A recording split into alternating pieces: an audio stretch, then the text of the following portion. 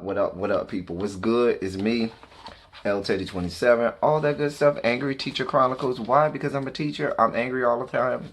And these are my chronicles. Yeah. So, anyway, this is our review for the haves and the have-nots. This is season 7, episode 9. I know I'm a couple days late. Y'all know I'm not home. So, we got to make, accommodations for where we are. But be that as it may, we're here. All right. So, let's get right down to it.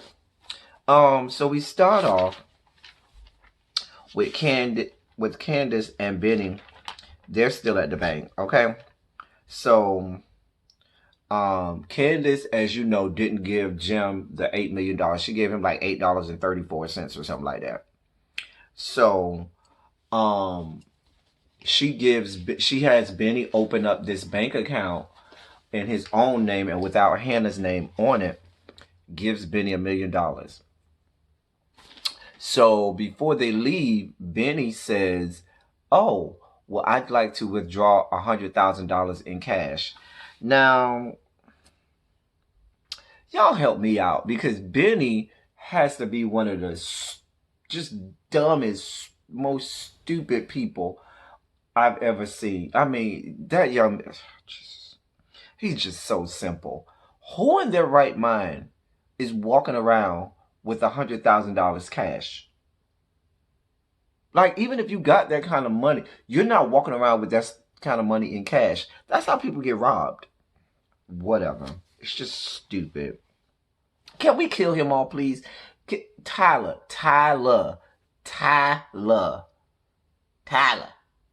Can we kill Benny off, please?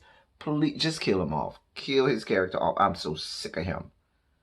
Have him walk up the stairs and never come back. Circa the youngest daughter on Family Matters. Okay. Just a mess.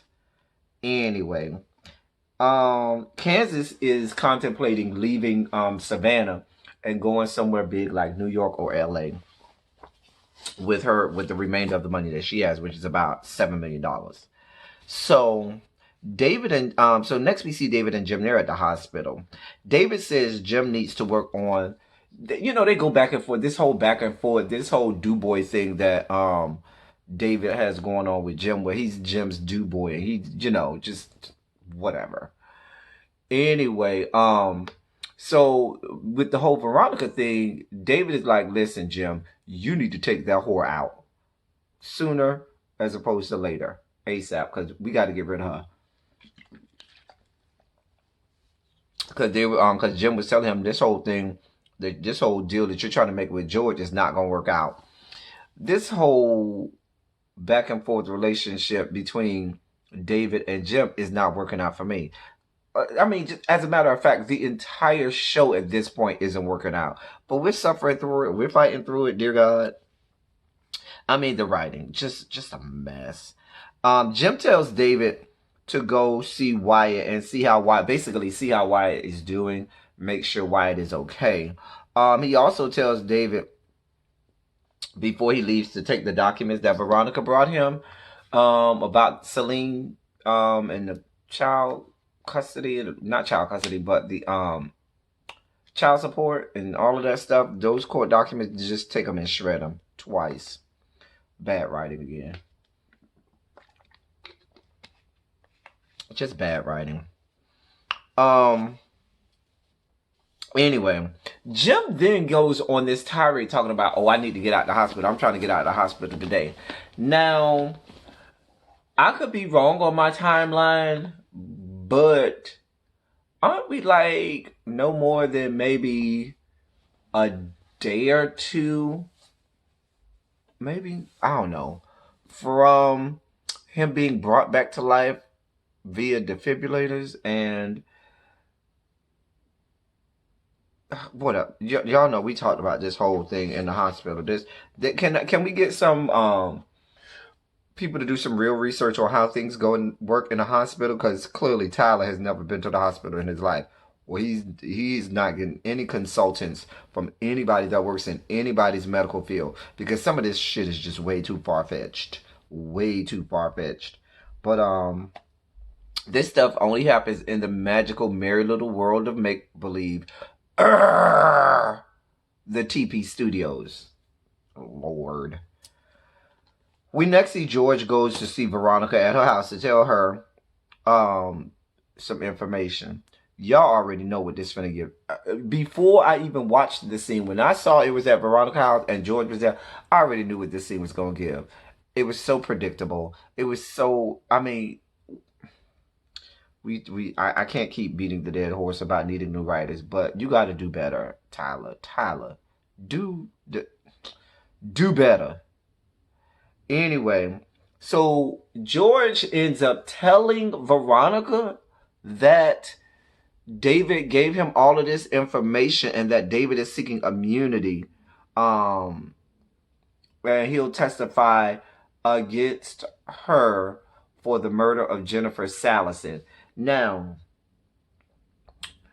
what alternate reality does a district attorney go and tell someone who is possibly the suspect in a murder trial all about evidence and information that they have against them? Tell them who it is gave them that evidence to go against them and that they're seeking immunity? Where does that happen? Not even in the merry little magical world of make-believe, the TP Studios, should this happen. Like, it doesn't make sense. A DA is not going to do that. That does not make sense. Because why? She's clearly not in jail. She's clearly not in custody. She clearly has free reign and free will to do whatever she wants. And if this is such a nefarious person that has already allegedly possibly is a suspect in the murder of someone, why would you tell them the person that is giving you the DA evidence about them and is seeking immunity? Because if she's not in jail, couldn't she go out and have that person murdered, and then you have a whole nother murder case on your head? Like, it doesn't make sense. Y'all make this make sense for me, child. Moving on, because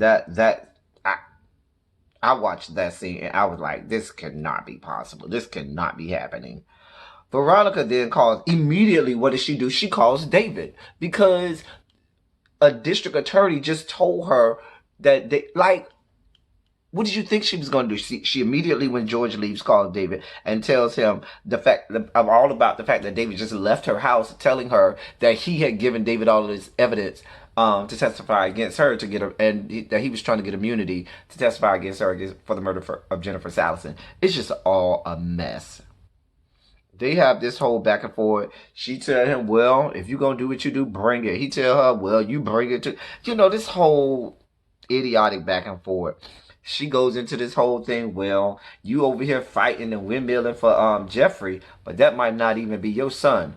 That might be Jim's son. Talking about you need to go get a DNA test. Just a mess.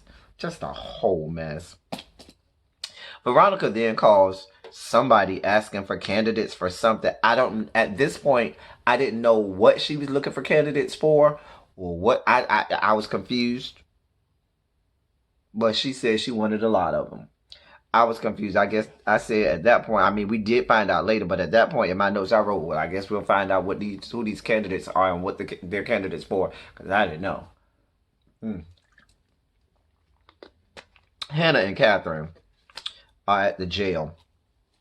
They go through the whole signing of the documents to turn over, to give Hannah the power of attorney over all of Catherine's monies and assets and so forth.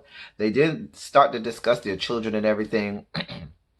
I forgot to mention that Marty spoke with Catherine and told Catherine, listen, none of the judges that you are friends with and that you done helped out and you done benefit, none of them see it for you. And they ain't trying to help you. Because I done called all your little judge friends that you told me to call, and ain't none of them trying to pick up your case. So we got to look at another alternative, because there ain't nobody seeing it for you right now. And Hannah tries to console Catherine and let her know, listen, I got you. I'm going to hold you down. But these things happen when you're in a rock and a hard place. Catherine then tells Hannah how to deal with the money, who her financial advisors are and so forth, and how to talk to them and what to do, and the fact that if they try to move any money or any assets or anything, don't sign anything, don't decide to do anything without coming to see her first. Um, then we're back at the hospital. So the guy who was holding Benny hostage comes to the hospital to see Jim, to tell Jim that Benny gone and that the Malones are the ones who came and freed him. Jim ends up firing the guy. And Jim knows that he can't go up against the Malones. He called himself being mad at the guy, but he knew the guy couldn't go up against the Malones just like he couldn't go up against the Malones. But, you know, he got to save face, I guess. Jim then calls the bank and finds out that Candace only wired him $8. He's, of course, incensed. As soon as he hangs up the phone, who walks in the door? Candace. Candace walks into the room. She and Jim have this back and forth. He threatened her and all this, that, and the third. Threatened Hannah, threatened Benny. She was like, well, do what you got to do. I ain't worried. And she said, I'd make a bet with you, $7 million, that you won't hurt nobody, me or nobody in my family. A mess. And then Mitch comes in, and Mitch says to Jim, hey, you remember who I am? And Jim vaguely remembers him and says, listen, you don't want to see it with Candace. She owes my grandmother a favor. We are, you need to leave her alone. And so Jim was like, well, you know, I know the Malones don't like black people. And he was like, but Candace and my grandmother are in a good place, and we owe her, and we going to hold her down. So you need to leave her and her people alone. Mitch warns Jim, saying, listen, leave it alone, or you're going to have my family to deal with. You know, Jim is still doing all this. But we know Jim know better. Next, we see the senator. But wait, let me go back to that, because Mitch is out here making all of these threats and promises and so forth, and has not consulted with his grandmother about any of these threats that and things that he's making. So he's throwing his name around. If y'all remember the first couple seasons, we didn't even know Mitch was a Malone. And then when we did find out he was a Malone, he was doing everything in his power to, you know, separate himself from being a Malone and not use the power he had as a Malone. And now all of a sudden you just nilly-willy throwing the name around without even consulting with your grandmother or your uncles or anybody that is a big dog in the Malone cartel or Malone, you know, family. But you throwing this name around and making all these threats to people. Child, I think this is going to end up blowing up in Mitch's face, because Mitch is doing a whole lot. You're doing a lot, Mitch. I got a feeling that your grandmother might not co-sign all of the checks that you writing. Next, we see the senator, Elvin, from the Cosby Show. He goes to the, he's at the Attorney General's office. Even though he ain't Attorney General yet, and Charles ain't in office yet, he done went in his office, got comfortable sitting in the man's chair at the desk. The current Attorney General comes into his own office to see the senator sitting there. And he's like, they have back and forth. They have this back and forth. You could tell the current AG is real upset and real offended that this man is sitting in his chair at his desk in his office. He was like, I'm just trying to make myself comfortable. The senator, the current AG offers the senator a drink because he know the senator got a drinking problem. He was like, no, I ain't gonna drink. So he, you know, he declines the drink. So they keep having these words back and forth and so forth. And the senator basically tells him, listen, as soon as you get out of office, doll baby, boo-boo, boo-boo, I am going to have a full-scale investigation of you and this entire office during your entire tenure to make sure that you crossed every I. Dotted every I, crossed every T, went back and dotted every lowercase J, and crossed every lowercase F. They did talk about Candace and the fact that the AG did all of, you know, what he did to Charles with Candace and all of this stuff. And they were like, listen, you hurt my boy, we're going to get you for that. And so, because it was this personal vendetta that he had against Candace. So they briefly speak about it, but not enough yet where we can connect any dots. So we'll see where that goes with the Candace thing. Then we see Veronica is at her house. So we find out what she's looking for is candidates for a new maid. Because remember, the old maid quit. So she's looking at all these people. It's Veronica doing what she does. Berating all of these people. Getting all out of sorts and all out of pockets. Being very, disrespectful. If I was that lady that was in charge of bringing these candidates, after the second person she disrespected, I would have told her, hey, boo, I don't care how much money you carrying. I'm not going to let you sit up here and disrespect people like this. So me and all of these candidates, we're going to leave here. You can go ahead and find somebody else because I don't do business like that. Because see, if I was one of those candidates, I would feel some kind of way that my employer is allowing someone to disrespect me like that, because that's not, this is the United States of America. You know, I don't have to put up with that. There are laws. And she even vaguely talked about, you know, um, you're racially profiling, or you're being, you know, racist to a certain degree, or discriminatory, and you know there are laws against that. And she was like, well, I'm a lawyer, I can do everything. Baby, you threaten your own business by allowing these things to happen, you know, to your business and things like that. Even if the employees didn't necessarily file charges against Veronica, they could file charges against you as the business owner for allowing Veronica to do this and allowing this to happen. Sure, but this is a mess. You know, this is Tyler Perry. Veronica ends up hiring some black chick who she claims looks just like her. But the chick is, I swear, almost a whole foot shorter than Veronica, okay? They have basically the same skin tone, but that's about it. They don't look alike. Maybe if you're looking from behind, but even if you were looking from behind, there would be a height disparity. And even the white lady was like, well, she's a lot smaller than you. And I think Veronica was taking offense because she was trying to say that the girl was skinnier than Veronica, but it was that fact, the fact that the girl was a lot shorter. I immediately wrote down in my notes before we found out later, because I can tell you we found this out later, but I immediately said, why is she so concerned with her looking like her? And I said, oh, Veronica's scared that David and Jim may try and do something to her, so she needs somebody to be her decoy. And I wrote that down in my notes. And we end up finding that out later. We'll get there later. Next, we see Justin goes to go see Jeffrey. Security at the door. Because y'all know David has security at the door. Remember when Veronica came and the security came out? When she came out the driveway? Anyway, security outside at the door won't let Justin in.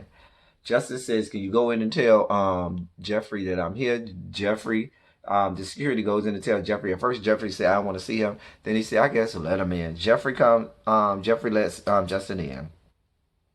Justin tells him, listen, I'm leaving town. Baby, Jeffrey didn't even flinch. Because remember, Jeffrey had already asked Madison out on a date, and Jeffrey's all dressed up and stuff like that. So he ain't even flinch. He was like, okay. Justin got all upset and in his feelings. Because he's in his feelings because, like anybody would be, if I tell you that I'm leaving and you don't even flinch and don't even seem the least bit concerned, then what that tells me is you weren't concerned about me the whole time. So he was upset about that. He accuses Jeffrey of being with Madison and said, oh, are you going out to go be with that guy or whatever? And so Justin leaves in a pit of anger. Jeffrey then remarks that he thinks that Justin is up to something, that he's not just going to leave, but he thinks that Justin is up to something. I can't shake the feeling that he probably is up to something, or that he's not up to something, because this is Justin we're talking about, who's not wrapped tightly in the head, but that's a whole nother story. Veronica we then see Veronica with this new maid, and she gives her a bunch of her own clothing, saying, oh, I was going to give this away to Goodwill, but you know what, if you want, would you mind having these good clothes, you know, taking these? If you want, you can have them if you want, because a lot of them still had the tags on them. She was like, oh, really? She was like, yeah. And then she was like, you know what, you can even wear them to work. She was like, really? She was like, well, what about my uniform? She was like, well, you can wear them to work and then you can get changed when you come here. She was like, matter of fact, let me go find you some shoes and stuff like that. So basically, she's giving the girl all her clothes. So when she comes to the house, people will think that I guess it's her. But like I told y'all, they don't match in terms of height and all of that stuff. But I guess Veronica. But it's exactly what I thought. She's using this girl as a decoy. So if they do try and have this plot to kill her, that they'll kill the maid instead of killing her. Back at the jail, Wyatt is telling Catherine that he said, you know, I'm suicidal. I don't want to live no more. This, that, and the third. Catherine ain't buying it. Catherine was like, child, whatever. He said, do you know how many opportunities or how easy it is to kill yourself here in this place? And Catherine still ain't paying him no mind. So he breaks out this toothbrush that's been, turned into a shank. So he says, you see this? And Catherine was like, don't do nothing stupid, Wyatt. Long story short, they had this back and forth. So Wyatt puts the shank to his wrist and said, I'll slit my wrist. And so Catherine tries to call for the guards. He says, oh, I timed this perfectly so it's at the change of shifts. So you can call for the guards all you want, but they're not coming because they're changing shifts. Anyway, so he slits his wrist. He starts slitting his wrist and starts bleeding. And Catherine trying to call for the guards and everything. And it goes off right there. We'll see next episode. I can't tell y'all that I wouldn't be upset if his ass died. But this is Tyler Perry we're talking about. We know he ain't gonna die. Y'all know how this goes. I ain't gonna even get excited about it. If anything, y'all should have killed off Benny already. But I guess either one of the Benny or Wyatt can go. The whole show. Just blow up the whole show. Just kill the whole show. Anyway, that's all I have for this week. Until next week. Next week is the season finale, mid-season finale, or whatever kind of finale. We'll see how that goes. Until next time. Thank y'all for coming. Y'all drive safely. I'm out of here.